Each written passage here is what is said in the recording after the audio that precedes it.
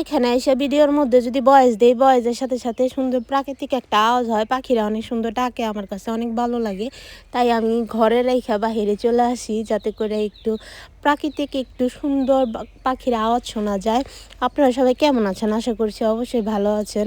নতুন আরেকটি ব্লগ নিয়ে আসছি আপনাদের সাথে শেয়ার করার জন্য। প্রতিদিনের মতো আজকেও আমার হচ্ছে খিচুড়ি রান্না করব। ভাবছি আমার খিচুড়ি খাইতে ইচ্ছা করছে, সো এইখানে হচ্ছে তার জন্য প্রোটিন রান্না করে নিয়েছি। এখন আদা রসুন পেস্টটা বের করে নিয়েছি, কারণ হচ্ছে এখন আমি খিচুড়ি বসাই দিব। এখানে আমি রাইস কুকারের মধ্যে হচ্ছে খিচুড়ি রান্না করতেছি। এইটা নিয়ে একটা কেলেঙ্কারি হয়ে গেছে, এটা আমি আপনাদেরকে পরে জানাবো। আগে আমার খিচুড়িটা রান্না আপনারা দেখেন, আমার কি রান্নাটা খুব খারাপ হয়েছে কিনা সেটাও আমাকে কমেন্টে জানাবেন। আমি এত সুন্দর করে যত্ন করে রান্না করি, তারপরেও মনে করলেন যে মানুষের মন পাওয়া যায় না, আজে বাজে কথাবার্তা শুনতে হয়। এক একজনের ডায়েট ভাঙে ভালো কিছু খাবে বিধায়, তো তাদের ডায়েট ভাঙতে গিয়ে দেখা যায় আমার খাবার ভালো হয় না, এরকম আমার মনে করলেন কথাবার্তা শুনতে হয়। এখানে আমি খিচুড়ি বসাই দিছি রাইস কুকারে। তারপরে হচ্ছে কিছু ক্লিনের কাজ ছিল, ওই কাজগুলি করে নিচ্ছি। আর খিচুড়ির সাথে কি খাবে আজকে, আমাদের হচ্ছে গরুর মাংসর পায়া আছে না, ওইটা নিহারি রান্না করছে আমার শাশুড়ি।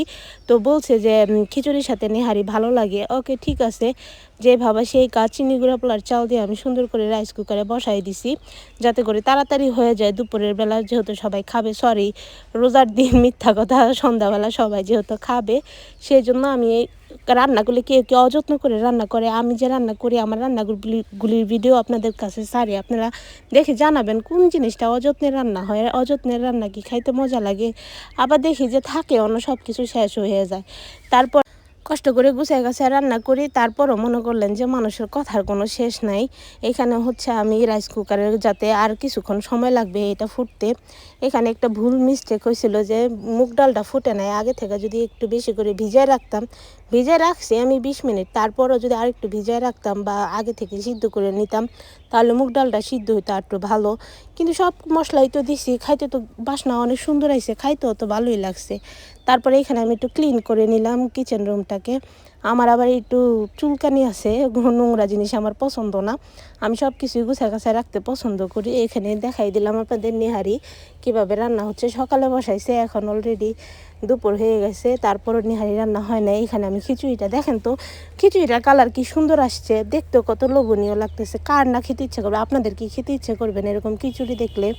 সবারই খেতে ইচ্ছে করবে। আমার ঘরের মানুষের মাথার মধ্যে ঠাডা পড়ে, সব জিনিসই একদম পারফেক্ট চায়। আমি এত পারফেক্টভাবে করার চেষ্টা করি, তারপরও তাদের আরও পারফেক্ট দরকার। বুঝি না ভাই, আমার মনে হয় যে তারা আরও 2-4টা বিয়ে করলেও তাদের কোনো কিছু পারফেক্ট হবে না। এখানে আমি একটু মাঝখানে ব্রেকে পানি খেয়ে নিলাম, যেহেতু রান্না করে বেশিক্ষণ রান্না করলে বডি ডিহাইড্রেট হয়ে যায়, ওই জন্য আর কি আমি একটু পানি খেয়ে নিলাম, তুকমার দানার পানি। তারপর যখন খাইতে বসি এত ক্ষুধা লাগছিল, আমার কাছে যে এত ভালো লাগছে এটা বলে বোঝানোর মতো না। আমার শ্বশুরও খাইছে, শাশুড়িও খাইছে, আমিও খাইছি, সবাই মিলে খাওয়া দাওয়া করছি। আমার হাজব্যান্ডেরই পছন্দ হয় নাই।